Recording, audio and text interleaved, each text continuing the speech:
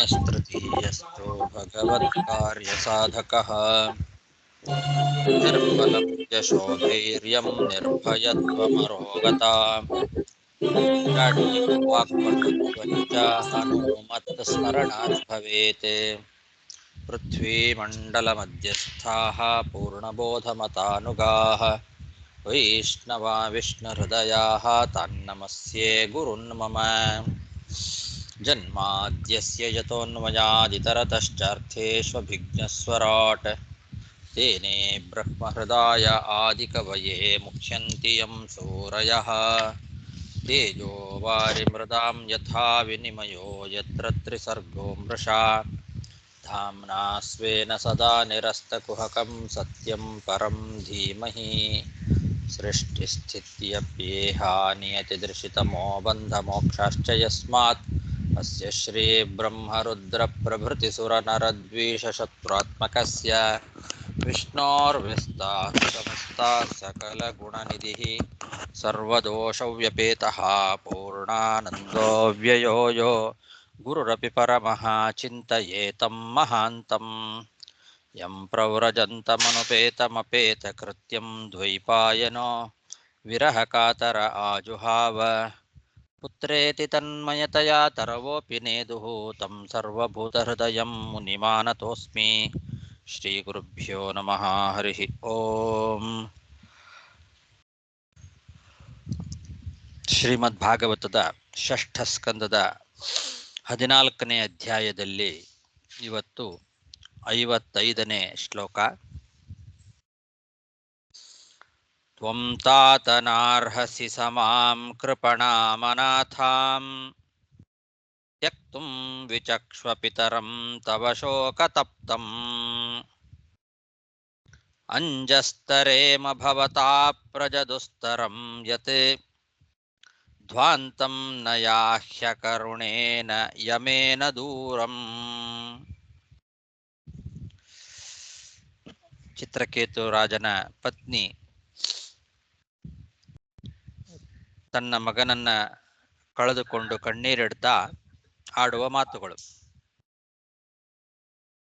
ಹಿಂದೆ ಹೇಳಿದ್ಲು, ಸೃಷ್ಟಿಕರ್ತ ನೀನು ಬಾಲಿಶ, ನೀನು ಮೂರ್ಖ, ನಿನಗೆ ಸೃಷ್ಟಿಗೆ ಪ್ರತಿಕೂಲವಾಗಿ ನಡ್ಕೊಳ್ತಾ ಇದ್ದಿ, ವಯಸ್ಸಾದವರಿನ್ನು ಬದುಕಿರುವಾಗ ಕೂಸನ್ನ ಸಾಯಿಸ್ತಾ ಇದ್ದಿ, ನಿನ್ನ ನಡತೆ ಬಹಳ ವಿಪರೀತವಾಗಿದೆ. ಈ ರೀತಿ ವಿಪರೀತವಾಗಿ ನಡ್ಕೊಳ್ಳೋದೇ ನಿನ್ನ ಸ್ವಭಾವ ಅಂತಾದರೆ ನೀನು ನಿಶ್ಚಯವಾಗಿಯೂ ಈ ಪ್ರಪಂಚಕ್ಕೆ ಶತ್ರು. ನೀನು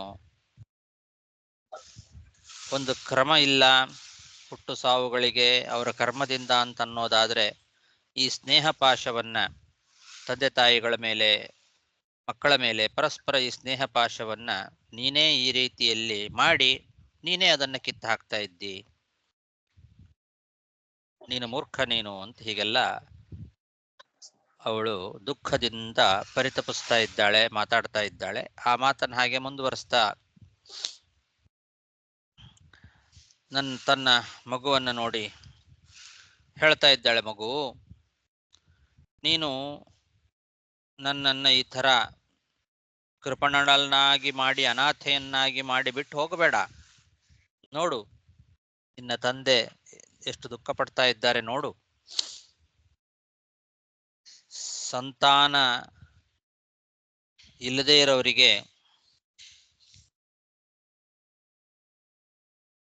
ದಾಟ್ಲಿಕ್ಕೆ ಸಾಧ್ಯ ಇಲ್ಲದೆ ಇರತಕ್ಕಂತಹ ನರಕವನ್ನ ನಿನ್ನ ಸಹಾಯದಿಂದ ಅನಾಯಾಸವಾಗಿ ನಾವು ದಾಟಬೇಕಾಗಿದೆ. ಹಾಗಾಗಿ ನಮ್ಮನ್ನು ಬಿಟ್ಟು ಹೋಗಬೇಡ. ನಿಷ್ಕರುಣಿಯಾದ ಯಮನ ಜೊತೆಗೆ ನಮ್ಮನ್ನ ಬಿಟ್ಟು ನೀನು ದೂರ ಹೋಗಬೇಡ ಅಂತ ಮಗುವನ್ನ ನೋಡಿ ಹೇಳ್ತಾ ಇದ್ದಾಳೆ. ಸತ್ತ ಮಗುವನ್ನ ನೋಡಿ, ತಾತ ಅಂತಲೇ ಮಗುವೇ, ಅನಾಥಾಂ ಕೃಪಣಾಂ ಮಾಂ, ಅನಾಥರನ್ನಾಗಿ ಮಾಡಿ ನಮ್ಮನ್ನು ಬಿಟ್ಟು ಹೋಗಬೇಡ ಅಂತ ಮಗುವಿಗೆ ದುಃಖದಿಂದ ಆ ಸತ್ತ ಹೆಣದ ಮುಂದೆ ಮಾತಾಡ್ತಾ ಇದ್ದಾಳೆ. ಅವನೇನೋ ಅಕರುಣೇನ ಯಮೇನ, ಕರುಣೆಯೇ ಇಲ್ಲದೆ ಇರತಕ್ಕಂತಹ ಯಮ ಏನಿದ್ದಾನೆ ಅವನ ಜೊತೆಗೆ ನೀನು ಹೋಗಬೇಡ, ನಾವು ನಿನ್ನಿಂದಲೇ ಅಂಜಹಾತರೇಮ ಅಪ್ರಜ ದುಸ್ತರಂ, ಮಕ್ಕಳಿಲ್ಲದೆ ಇರೋದರಿಂದ ಆಗುವ ನರಕ ಏನಿದೆ ಆ ನರಕವನ್ನ ನಾವು ನಿನ್ನಿಂದ ದಾಟಬೇಕಾಗಿದೆ. ಹಾಗಾಗಿ ನೋಡು, ನಿನ್ನ ತಂದೆ ಎಷ್ಟು ದುಃಖ ಪಡ್ತಾ ಇದ್ದಾರೆ, ನಮ್ಮನ್ನ ಬಿಟ್ಟು ಹೋಗಬೇಡ ಅಂತ ಮಗುವನ್ನ ನೋಡಿ ಹೇಳ್ತಾ ಇದ್ದಾಳೆ. ತ್ವಂ ತಾತನಾರ್ಹಸಿ ಸಮಾಂ ಕೃಪಣಾಮನಾಥಾಂ ತ್ಯಕ್ತುಂ ವಿಚಕ್ಷ್ವ ಪಿತರಂ ತವ ಶೋಕತಪ್ತಂ ಅಂಜಸ್ತರೇಮ ಭವತಾ ಪ್ರಜದುಸ್ತರಂ ಯತ್ ಧ್ವಾಂತಂ ನಯಾಹ್ಯ ಕರುಣೇನ ಯಮೇನ ದೂರಂ ಉತ್ತಿಷ್ಠತಾತ ತಯಿಮೇ ಶಿಶವೋ ವಯಸ್ಯಾಹ ತ್ವಾಮಾಹ್ವಯಂತಿ ನೃಪನಂದನ ಸಂವಿಹರ್ತುಂ ಸುಪ್ತಶ್ಚಿರಂ ಹ್ಯಶನಯಾ ಚ ಭವಾನ್ ಪರೀತೋ ಭುಂಕ್ಷ್ವಸ್ತನಂ ಪಿಬ ಶುಚೋ ಹರನಃ ಸ್ವಕಾನಾಂ. ಆ ಮಗುವನ್ನ ನೋಡಿ ತಾಯಿಯಾದಂತಹ ಕೃತದ್ಯುತಿ ಮಾತಾಡ್ತಾ ಇದ್ದಾಳೆ. ಮಗು, ಹೇಳು,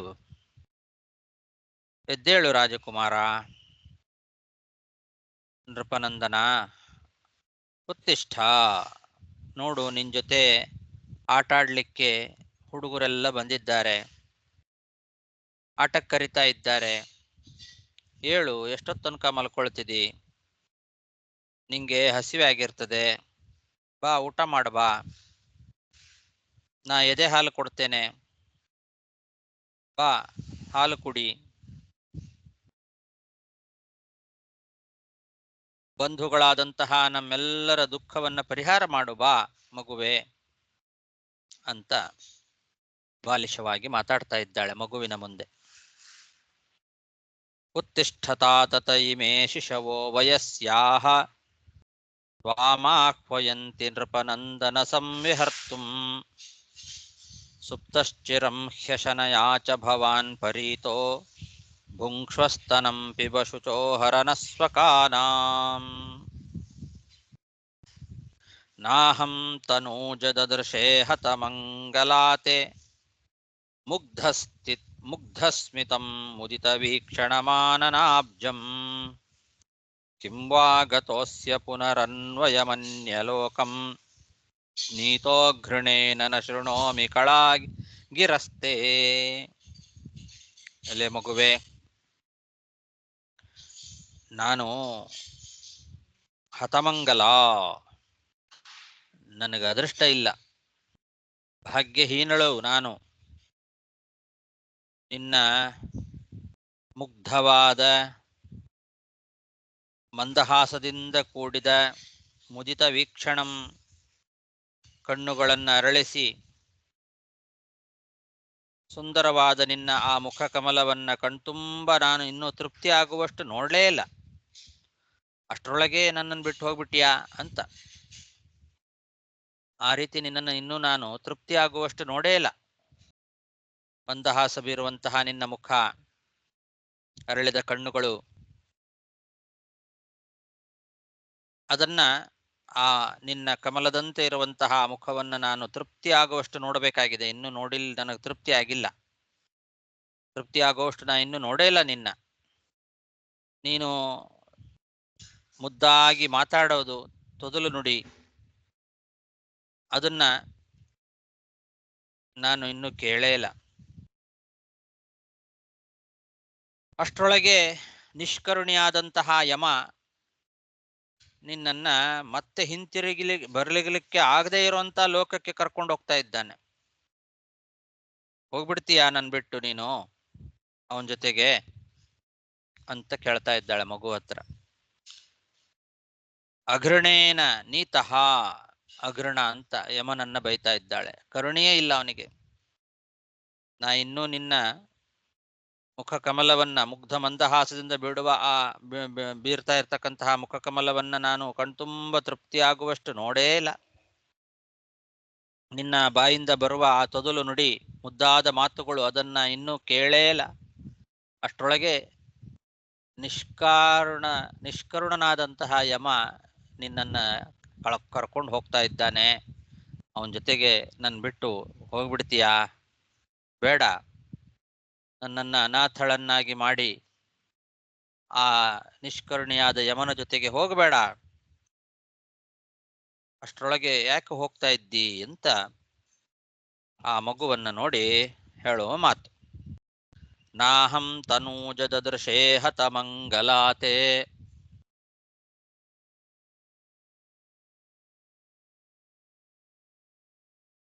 ಮುಗ್ಧ ಸ್ಮಿತಂ ಮುದಿತ ವೀಕ್ಷಣಮಾನನಾಬ್ಜಂ ಕಿಂ ವಾ ಗತೋಸ್ಯ ಪುನರನ್ವಯಮನ್ಯಲೋಕಂ ನೀತೋ ಘೃಣೇನ ನ ಶೃಣೋಮಿ ಕಳಾಗಿರಸ್ತೆ.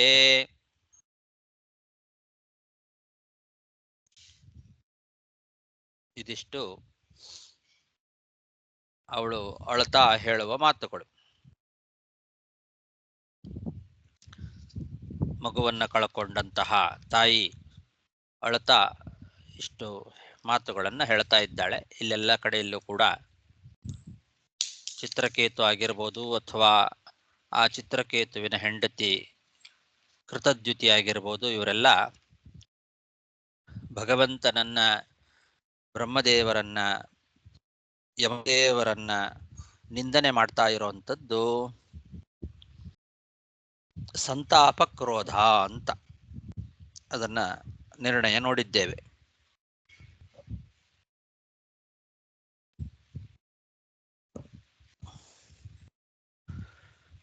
ಈ ರೀತಿ ಸಂತಾಪ ಕ್ರೋಧದಿಂದ ಅವಳು ಏನೇನೋ ಮಾತಾಡ್ತಾ ಇದ್ದಾಳೆ.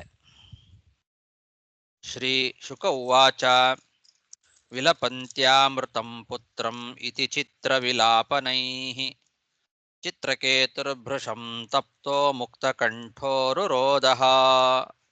ಶುಕಾಚಾರ್ಯ ಹೇಳ್ತಾರೆ ಪರೀಕ್ಷಿತ್ ರಾಜನಿಗೆ, ನೋಡು, ಈ ರೀತಿ ರಾಣಿಯಾದ ಆ ಕೃತದ್ಯುತಿ ನಾನಾ ರೀತಿಯಾಗಿ ದುಃಖ ಪಡ್ತಾ ಇದ್ದಾಳೆ, ವಿಲಾಪ ಮಾಡ್ತಾ ಇದ್ದಾಳೆ.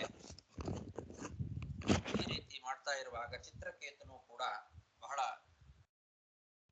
ದುಃಖದಿಂದ ಕೂಡಿದವನಾಗಿ ಮುಕ್ತ ಕಂಠದಿಂದ ಅವನು ಅಳ್ತಾ ಇದ್ದಾನೆ. ರುರೋಧ, ಕಂಠೋರುರೋಧ. ವಿಲಪಂತ್ಯಾಮೃತಂ ಪುತ್ರಂ ಇತಿ ಚಿತ್ರವಿಲಾಪನೈಃ ಚಿತ್ರಕೇತುರ್ಭೃಶಂ ತಪ್ತೋ ಮುಕ್ತಕಂಠೋರುರೋಧಃ.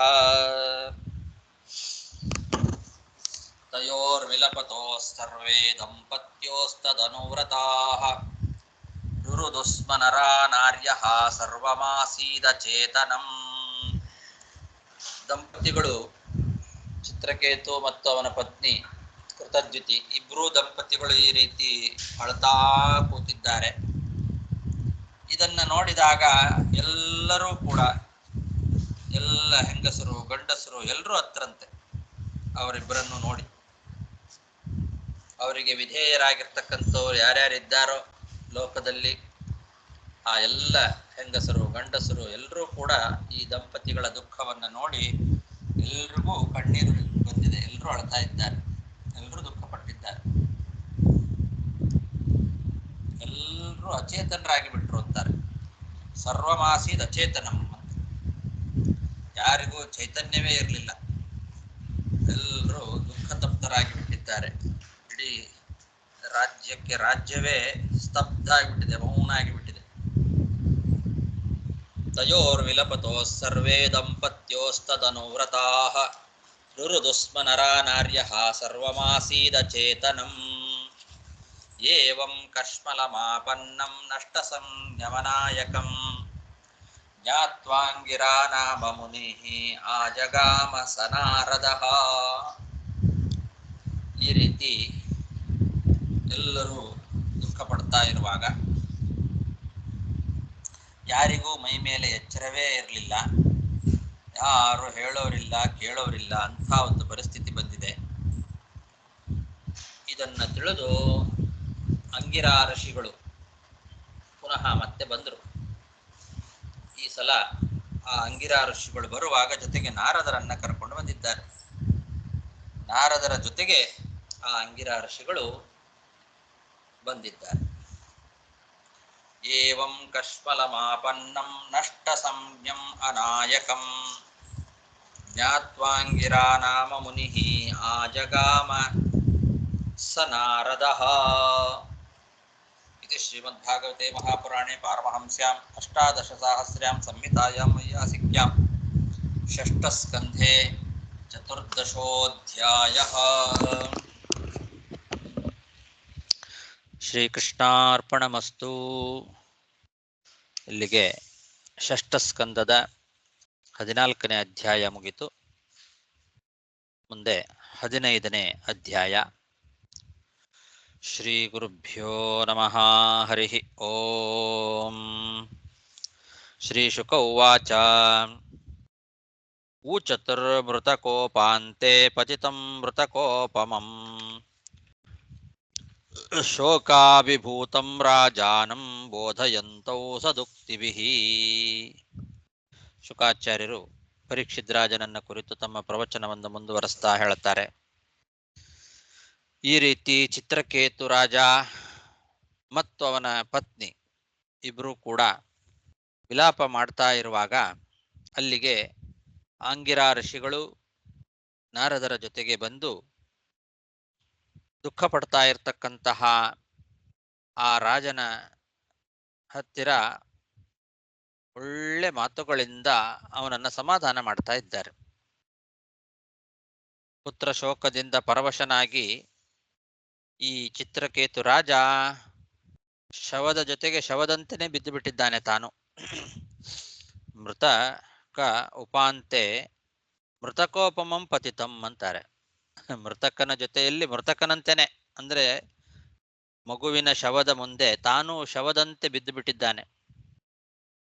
ಅಷ್ಟು ದುಃಖ ಆಗಿದೆ ಅವನಿಗೆ. ದುಃಖದಿಂದ ಶವದ ಜೊತೆಗೆ ಶವದಂತೆನೇ ಬಿದ್ದಂತಹ ಆ ರಾಜನಿಗೆ ಇವರಿಬ್ರು, ನಾರದರು ಮತ್ತು ಅಂಗಿರಾ ಋಷಿಗಳಿಬ್ಬರೂ ಕೂಡ ಒಳ್ಳೆ ಮಾತುಗಳಿಂದ ಸಮಾಧಾನವನ್ನು ಮಾಡಿದ್ರಂತೆ. ಊಚತುಃ ಮೃತಕೋಪಾಂತೆ ಪತಿತಂ ಮೃತಕೋಪಮಂ ಶೋಕಾಭಿಭೂತಂ ರಾಜಾನಂ ಬೋಧಯಂತೌ ಸದುಕ್ತಿಭಿಃ. ಕೋಯಂ ಸ್ಯಾತ್ತವ ರಾಜೇಂದ್ರ ಭವಾನ್ಯಮನುಶೋಚತಿ ತ್ವಂ ಚಾಸ್ಯ ಕಥಮಃ ಸೃಷ್ಟೌ ಪುರೇದಾನೀಮತಃ ಪರಂ. ಆ ಋಷಿಗಳು ರಾಜನಿಗೆ ಸಮಾಧಾನ ಮಾಡುವ ಮಾತುಗಳು ಇವೆಲ್ಲ. ಇನ್ನು ಮುಂದಿನ ಮಾತುಗಳು. ಎಲೆ ರಾಜ, ರಾಜೇಂದ್ರ, ನೀನು ಇವನಿಗೋಸ್ಕರ ಯಾಕೆ ಅಳ್ತಾ ಇದ್ದಿ? ನೀನೇನೋ ಇವನಿಗೋಸ್ಕರ ಅಳ್ತಾ ಇದ್ದಿ, ಆದರೆ ಇವನು ನಿನಗೇನಾಗಬೇಕು? ಇವನು ನಿನ್ನ ಮಗನೋ, ನಿನ್ನ ತಂದೆಯೋ? ಯಾಕೆ ಇವನಿಗೋಸ್ಕರ ಅಳ್ತಾ ಇದ್ದಿ ನೀನು? ಭಗವಂತನ ಸೃಷ್ಟಿಯಲ್ಲಿ ಈ ಹಿಂದೆ ಮತ್ತು ಇವತ್ತು ಮತ್ತು ಮುಂದೆ ಇವನು ಎಷ್ಟೋ ಸಲ ಹುಟ್ಟಿದ್ದಾನೆ, ಇನ್ನು ಮುಂದೆನೂ ಹುಟ್ಟಲಿಕ್ಕಿದ್ದಾನೆ.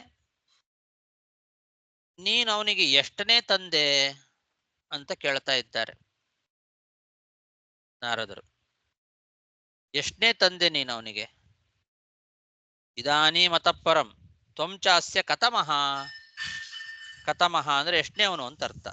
ನೀನು ಒಬ್ಬನೇನಾ ಅವನಿಗೆ ಅಪ್ಪ? ಎಷ್ಟೋ ಜನ ಅಪ್ಪಂದ್ರೆ ಆಗಿ ಹೋಗಿದ್ದಾರೆ ಅವನಿಗೆ. ಎಷ್ಟೋ ಬಾರಿ ಈಗ ಅವನು ಹುಟ್ಟಿದಾನೆ ಭಗವಂತನ ಸೃಷ್ಟಿಯಲ್ಲಿ. ಹಿಂದೆ ಎಷ್ಟೋ ಸಲ ಹುಟ್ಟಿದ್ದ, ಇನ್ನು ಮುಂದೆನೂ ಎಷ್ಟೋ ಸಲ ಹುಟ್ಟಲಿಕ್ಕಿದ್ದಾನೆ. ಭವಾನ್ ಕಥಮಃ ತ್ವಂ ಚಾಸ್ಯ, ನೀನ್ ಎಷ್ಟನೇ ಅಪ್ಪ ಇವನಿಗೆ? ಯಾಕೋಸ್ಕರ ಇವನಿಗೆ ಅಳ್ತಾ ಇದ್ದಿ ನೀನು? ಏನಾಗಬೇಕು ನಿನಗೆ ಇವನು? ಓಯಂ ಸ್ಯಾತ್ತವ ರಾಜೇಂದ್ರ ಭವಾನ್ಯಮನುಶೋಚತಿ ತ್ವಂ ಚಾಸ್ಯ ಕಥಮಃ ಸೃಷ್ಟೌ ಪುರೇದಾನೀಮತಃ ಪರಂ. ಯಥಾ ಪ್ರಯಾಂತಿ ಸಂಯಾಂತಿ ಸ್ರೋತೋ ವೇಗೇನ ವಾಲುಕಾಃ ಸಂಯುಜ್ಯಂತೆ ವಿಯುಜ್ಯಂತೆ ತಥಾ ಕಾಲೇನ ದೇಹಿನಃ. ಒಂದು ಪ್ರವಾಹ ಹರಿತಾ ಇತ್ತು ಅಂದ್ರೆ ನೀರಿನ ವೇಗದಿಂದ ಆ ಮರಳಿನ ಕಣಗಳು, ಆ ಪ್ರವಾಹದಲ್ಲಿ ಸಿಕ್ಕಂತಹ ಮರಳುಗಳು, ಆ ಮರಳಿನ ಕಣಗಳು ಒಂದು ಕಡೆಗೆ ಸೇರ್ಕೊಳ್ತವೆ, ಮತ್ತೆ ಬೇರೆ ಆಗ್ತವೆ. ವಾಲುಕಾಹ, ಆ ಮರಳು, ಆ ಮರಳಿನ ಕಣಗಳೆಲ್ಲ ಬಂದು ಒಂದ್ ಕಡೆ ಸೇರ್ಕೋತವೆ. ಪ್ರವಾಹ ಬಂತು ಅಂದ್ರೆ ಮರಳಿನ ಕಣಗಳೆಲ್ಲ ಬಂದು ಒಂದ್ ಕಡೆಗೆ ಸೇರ್ಕೋತವೆ. ಮತ್ತೊಂದು ಪ್ರವಾಹ ಬಂದಾಗ ಮತ್ತೆ ಆ ಮರಳಿನ ಕಣಗಳು ಇನ್ನೆಲ್ಲೋ ಹೋಗ್ತವೆ.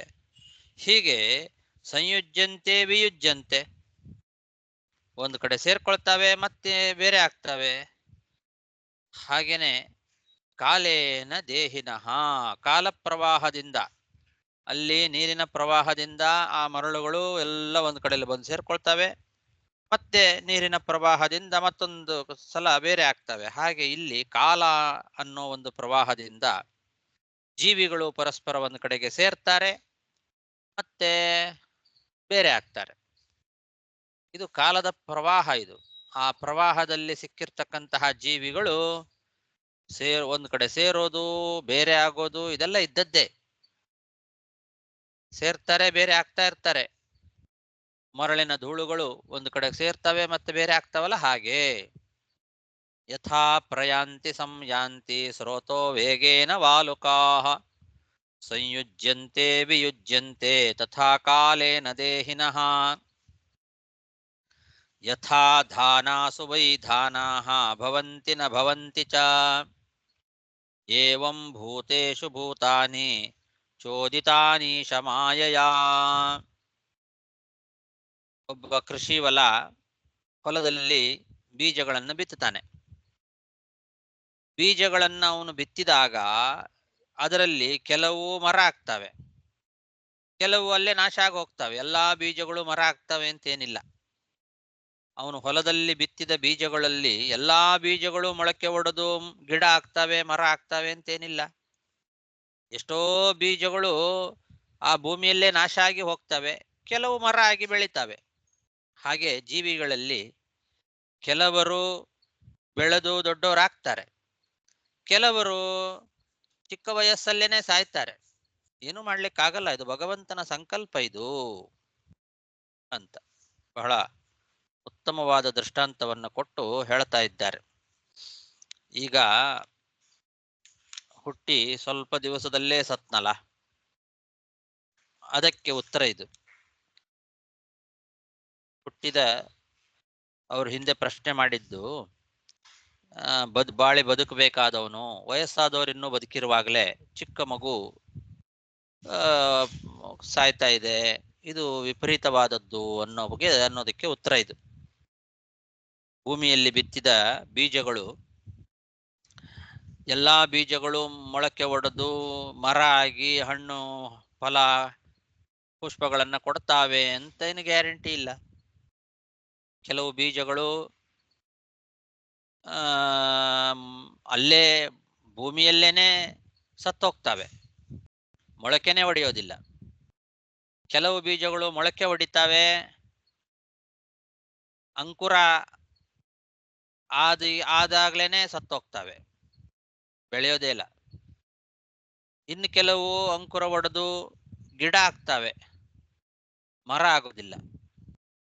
ಗಿಡ ಆಗೋ ತನಕ ಮಾತ್ರ ಬೆಳಿತಾವೆ, ಸ್ವಲ್ಪ ದೊಡ್ಡದಾಗಿ ಮರ ಆಗಿ ಬೆಳೆಯೋದಿಲ್ಲ, ಅಷ್ಟರೊಳಗೇನೆ ನಾಶ ಆಗ್ತವೆ. ಮತ್ತೆ ಕೆಲವು ಮರಗಳು ಮರನೂ ಆಗ್ತವೆ, ಹಣ್ಣು ಬಿಡ್ತಾವೆ, ಆದರೆ ಹೂ ಬಿಡೋದಿಲ್ಲ. ಹೂ ಮಾತ್ರ ಬಿಡ್ತಾವೆ, ಕೆಲವು ಹಣ್ಣು ಬಿಡೋದಿಲ್ಲ. ಆ ಹೂ ಬಿಟ್ಟು ಅಷ್ಟರೊಳಗೇನೆ ನಾಶ ಆಗಿ ಹೋಗ್ತವೆ. ಕೆಲವು ಹೂವು ಬಿಟ್ಟು ಹಣ್ಣು ಬಿಡ್ತಾವೆ, ಫಲ ಕೊಡ್ತವೆ. ಹೀಗೆ ಬಿತ್ತಿದ ಬೀಜಗಳಲ್ಲಿ ಎಲ್ಲಾ ಬೀಜಗಳು ಕೂಡ ಫಲ ಕೊಡ್ತಾವೆ ಅಂತೇನಿಲ್ಲ.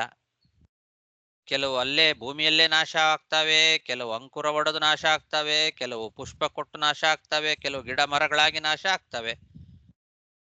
ಹಾಗೆ ಈ ಜೀವ ಅನ್ನೋದು ಕೂಡ ಎಲ್ಲಾ ಜೀವಿಗಳು ಬಾಳಿ ಬದುಕ್ತಾರೆ ಅಂತೇನಿಲ್ಲ. ಕೆಲವರು ಬೆಳೆದು ದೊಡ್ಡವರಾಗ್ತಾರೆ, ಕೆಲವರು ಚಿಕ್ಕ ವಯಸ್ಸಲ್ಲೇ ಸಾಯ್ತಾರೆ. ಇದು ಭಗವಂತನ ಒಂದು ಸಂಕಲ್ಪ, ಆ ಸಂಕಲ್ಪದಂತೆ ನಡೆಯುತ್ತೆ ಯಥಾ ಧಾನಾಸು ವೈ ಧಾನಾಃ ಭವಂತಿ ನ ಭವಂತಿ ಚ ಏವಂ ಭೂತೇಷು ಭೂತಾನಿ ಚೋದಿತಾನಿ ಶಮಾಯಯಾ ವಯಂ ಚ ತ್ವಂ ಚ ಯೇ ಚೇಮೇ ತುಲ್ಯಕಾಲಾಶ್ಚರಾಚರಾಃ ಜನ್ಮ ಮೃತ್ಯೋರ್ಯಥಾ ಪಶ್ಚಾತ್ ಪ್ರಾಕ್ಚೈವ ಮಧುನಾ ವಿಭೋ. ನಾವೆಲ್ಲ ಕಾಲ ಅಂತನ್ನೋ ಪ್ರವಾಹದಲ್ಲಿ ಸಿಕ್ಕಾಕೊಂಡಿದ್ದೇವೆ. ನಾನಿರ್ಬೋದು, ನೀನಿರ್ಬೋದು, ಅಥವಾ ಈ ಎಲ್ಲಾ ಚರಾಚರ ಪ್ರಾಣಿಗಳು ಎಲ್ಲರೂ ಕೂಡ ಒಂದು ಕಾಲದಲ್ಲಿ ಜೊತೆಗಿದ್ದೇವೆ. ಈಗ ನಾವು ಹುಟ್ಟೋದಕ್ಕಿಂತ ಮೊದಲು ಅಥವಾ ನಾವು ಸತ್ತ ಮೇಲಾಗಲಿ ಹೀಗೆ ಜೊತೆಯಲ್ಲೇ ಇರ್ತೇವೆ ಅಂತೇನಿಲ್ಲ. ಈಗೇನೋ ಒಟ್ಟಿಗೆ ಜೊತೆಯಲ್ಲಿದ್ದೇವೆ, ನಾವೆಲ್ಲ ಒಟ್ಟಿಗೆ ಒಂದೇ ಕಡೆಯಲ್ಲಿ ಸೇರಿದ್ದೇವೆ. ನಾವು ಹುಟ್ಟೋದಕ್ಕಿಂತ ಮುಂಚೆನೂ ಹೀಗೆ ಎಲ್ಲರೂ ಒಟ್ಟಿಗೆ ಇದ್ವಾ? ಅಥವಾ ಸತ್ತ ಮೇಲೂ ನಾವೆಲ್ಲ ಹೀಗೆ ಒಟ್ಟಿಗೆ ಇರ್ತೀವ? ಇಲ್ಲ. ಹಾಗೆ ಈಗಲೂ ಕೂಡ ಈಗೇನಿದ್ದೇವಲ್ಲ, ಈಗಲೂ ಕೂಡ ಸ್ವಾಭಾವಿಕವಾಗಿ ನಾವಿಲ್ಲ. ದೇಹ ಸಂಬಂಧ ಪ್ರಯುಕ್ತವಾಗಿ ಇದ್ದೇವಷ್ಟೇ.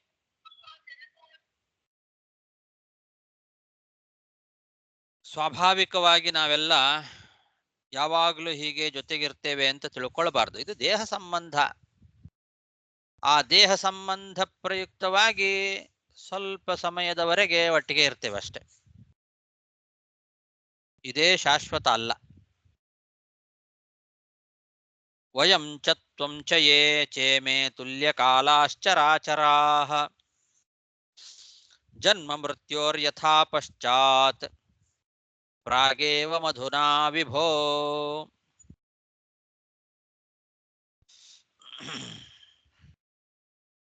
ಭೂತೈರ್ಭೂತಾನಿ ಭೂತೇಶಃ ಸೃಜತ್ಯವತ್ಯಹಂತ್ಯಜಃ ಆತ್ಮಸೃಷ್ಟೈರಸ್ವತಂತ್ರೈಃ ಅನಪೇಕ್ಷೋಪಿ ಬಾಲವತ್. ಭೂತೈಃ ಭೂತಾನಿ ಭೂತೇಶಃ ಸೃಜತಿ. ಎಲ್ಲ ಪಂಚಭೂತಗಳಿಗೂ ಒಡೆಯನಾಗಿರ್ತಕ್ಕಂಥವನು ಆ ಭಗವಂತ. ಅವನು ಭೂತೇಶ. ಪಂಚಭೂತಗಳಿಂದ ಮೀರಿದವನವನು. ಅವನಿಗೆ ಜನನ ಮರಣ ಮೊದಲಾದವುಗಳು ಯಾವುದೂ ಇಲ್ಲ. ಎಲ್ಲವನ್ನೂ ಮೀರಿ ನಿಂತಹ ಆ ಭಗವಂತ ಪಂಚಭೂತಗಳಿಂದ ಪಾಂಚಭೌತಿಕವಾದ ಶರೀರಗಳನ್ನು ಸೃಷ್ಟಿ ಮಾಡ್ತಾನೆ, ರಕ್ಷಣೆ ಮಾಡ್ತಾನೆ, ಅವನೇ ನಾಶನೂ ಮಾಡ್ತಾನೆ. ಸೃಜತಿ ಅವತಿ ಹಂತಿ. ಅವನು ಮಾತ್ರ ಅಜಃ. ಅಜ ಅಂದ್ರೆ ಹುಟ್ಟು ಸಾವುಗಳು ಇಲ್ಲ ಅವನಿಗೆ.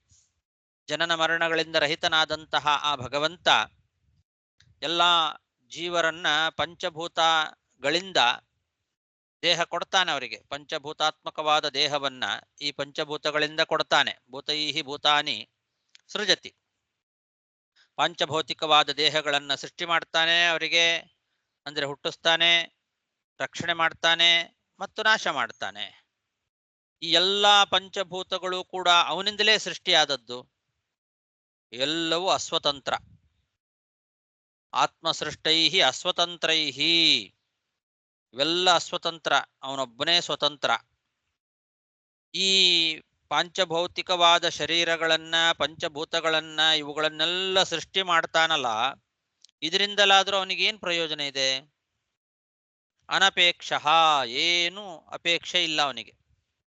ಭೌತಿಕವಾದ ಈ ಸೃಷ್ಟಿಯನ್ನ ಮಾಡೋದ್ರಿಂದ, ರಕ್ಷಣೆ ಮಾಡೋದ್ರಿಂದ, ನಾಶ ಮಾಡೋದ್ರಿಂದ ಯಾವುದರಿಂದಲೂ ಕೂಡ ಅವನಿಗೆ ಏನೂ ಪ್ರಯೋಜನ ಇಲ್ಲ. ಇದೊಂದು ಮಕ್ಕಳ ಆಟ, ಬಾಲವತ್. ಮಕ್ಕಳು ಏನ್ ಮಾಡ್ತಾರೆ? ಮರಳಿನಲ್ಲಿ ಮನೆ ಕಟ್ತಾರೆ. ಮರಳಿನಲ್ಲಿ ಹೋಗಿ ಆಟ ಆಡ್ತಾ ಮನೆ ಕಟ್ತಾರೆ. ಮನೆ ಕಟ್ಟಿ ನೋಡ್ತಾರೆ, ಖುಷಿ ಪಡ್ತಾರೆ. ಪುನಃ ಅದೇ ಮನೆಯನ್ನ, ತಾವೇ ಕಟ್ಟಿದ ಮನೆಯನ್ನ ತಾವೇ ತುಳಿದು ಅದರಿಂದಲೂ ಖುಷಿ ಪಡ್ತಾರೆ. ಅವರೇ ಒಡೆದಾಕ್ತಾರೆ. ತಾವೇ ಕಟ್ಟಿದ ಮನೆಯನ್ನ ತಾವೇ ಒಡೆದು ಹಾಕಿ ಸಂತೋಷ ಪಡ್ತಾರೆ ಮಕ್ಕಳು. ಅದೊಂದು ಮಕ್ಕಳ ಆಟ ಅಷ್ಟೆ. ಆ ಥರ ಮರಳಿನಲ್ಲಿ ಮನೆಯನ್ನ ಕಟ್ಟಿ ಅದೇ ಮನೆಯನ್ನ ಒಡೆದು ಮಕ್ಕಳು ಸುಖ ಪಡುವಂತೆ, ಮಕ್ಕಳು ಆಟ ಆಡುವಂತೆ ಭಗವಂತ ಪಾಂಚಭೌತಿಕವಾದ ಈ ಜಗತ್ತನ್ನ ಸೃಷ್ಟಿ ಮಾಡಿ ನೋಡಿ ಅದನ್ನ ನಾಶ ಮಾಡಿ ಕ್ರೀಡಿಸ್ತಾನೆ.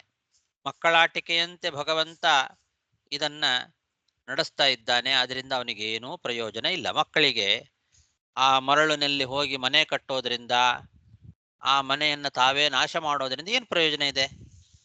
ಏನೂ ಪ್ರಯೋಜನ ಇಲ್ಲ, ಕೇವಲ ಆಟ ಅಷ್ಟೇ. ಹಾಗೆ ಭಗವಂತ ತಾನೇ ಸೃಷ್ಟಿ ಮಾಡ್ತಾನೆ, ತಾನೇ ರಕ್ಷಣೆ ಮಾಡ್ತಾನೆ, ತಾನೇ ನಾಶ ಮಾಡ್ತಾನೆ. ಅವನು ಮಾತ್ರ ಅಜ, ಜನನ ಮರಣ ರಹಿತ. ಇದು ಭಗವಂತನ ಒಂದು ಲೀಲೆ. ಭೂತೈರ್ಭೂತಾನಿ ಭೂತೇಶಃ ಸೃಜತ್ಯವತಿ ಹಂತ್ಯಜಃ ಆತ್ಮಸೃಷ್ಟೈರಸ್ವತಂತ್ರೈರನಪೇಕ್ಷೋಪಿ ಬಾಲವತ್ ದೇಹಿನಃ ದೇಹಿನೋ ರಾಜನ್ ದೇಹಾದ್ದೇಹೋಭಿಜಾಯತೆ ಬೀಜಾದೇವ ಯಥಾ ಬೀಜಂ ದೇಹ್ಯರ್ಥ ಇವ ಶಾಶ್ವತಃ. ಈ ಹುಟ್ಟು ಸಾವು ಅಂತನ್ನೋದು ನಿರಂತರವಾಗಿ ನಡೀತಾ ಇರ್ತದೆ. ಒಂದು ಬೀಜ ಹಾಕಿದರೆ ಆ ಬೀಜದಿಂದ ಮತ್ತೊಂದು ಬೀಜ ಹುಟ್ಟುತ್ತದೆ, ಆ ಬೀಜದಿಂದ ಮತ್ತೊಂದು ಬೀಜ ಹುಟ್ಟುತ್ತದೆ. ಹೀಗೆ ಬೀಜದಿಂದ ಬೀಜಗಳು ಹುಟ್ಟುತ್ತಾ ಇರ್ತಾವಲ್ಲ, ಹಾಗೆ ತಂದೆಯಿಂದ ಮಕ್ಕಳು, ತಂದೆ ತಾಯಿಗಳ ದೇಹ ಸಂಪರ್ಕದಿಂದ ಮಗುವಿನ ದೇಹ ಬೆಳೀತದೆ, ಆ ದೇಹದಿಂದ ಮತ್ತೊಂದು ದೇಹ. ಹೀಗೆ ಬೀಜದಿಂದ ಬೀಜಗಳು ಹುಟ್ಟುವಂತೆ ದೇಹದಿಂದ ದೇಹಗಳು ಹುಟ್ಟುತ್ತಾ ಇರ್ತವೆ. ಈ ಜಡವಾದ ದೇಹಗಳು ಅನಿತ್ಯ. ಇದು ಎಲ್ಲಾ ದೇಹಗಳು ಕೂಡ ಜಡ, ಇದು ಅಚೇತನ. ಬೀಜದಿಂದ ಬೀಜಗಳು ಹುಟ್ಟುತ್ತಾ ಇರ್ತವೆ, ಹಾಗೆ ದೇಹದಿಂದ ದೇಹಗಳು ಹುಟ್ಟುತ್ತಾ ಇರ್ತವೆ. ಆದರೆ ಇದು ಯಾವ ದೇಹಗಳು ಕೂಡ ನಿತ್ಯ ಅಲ್ಲ, ಶಾಶ್ವತ ಅಲ್ಲ. ಆ ದೇಹದ ಒಳಗೆ ಇರುವ ಚೇತನ ಪದಾರ್ಥ ಇದ್ದಾನಲ್ಲ, ಅವನು ಮಾತ್ರ ನಿತ್ಯ. ನಿತ್ಯ ಅಂದ್ರೆ ಏನು? ಭಗವಂತನಂತೆ ಅಲ್ಲ, ನಿತ್ಯದಂತೆ ಅಷ್ಟೇ. ವಸ್ತುತಃ ನಿತ್ಯದಂತೆ, ಪರಮಾತ್ಮನಂತೆ ನಿತ್ಯ ಅಲ್ಲ ಅದು ಕೂಡ.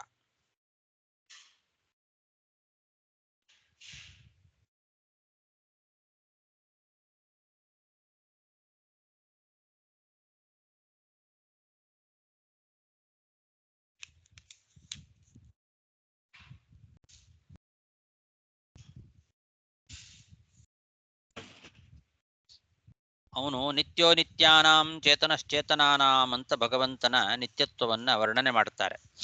ನಿತ್ಯತ್ವದಲ್ಲಿಯೂ ಕೂಡ ಅನೇಕ ವಿಧವಾದ ನಿತ್ಯತ್ವ ಇದೆ.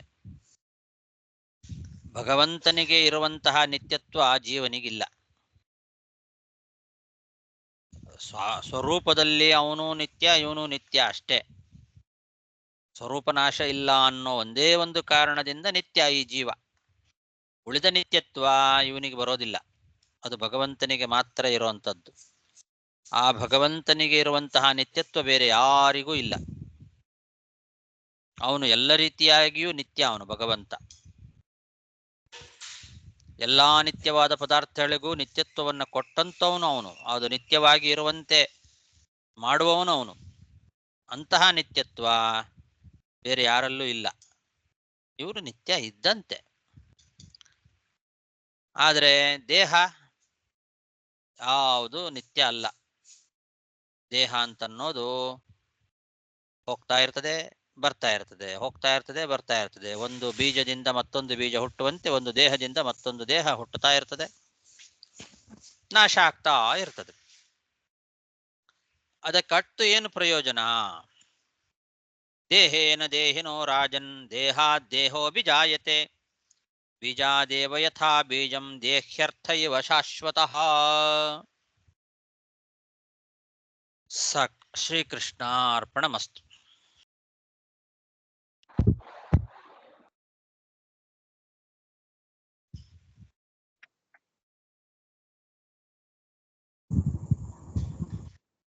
ಧನ್ಯವಾದಗಳು. ನಮಸ್ಕಾರ ಆಚಾರ್ಯ. ಹರೇ ಶ್ರೀನಿವಾಸ. ಹರೇ ಶ್ರೀನಿವಾಸ. ನಮಸ್ಕಾರ ಆಚಾರ್ಯ.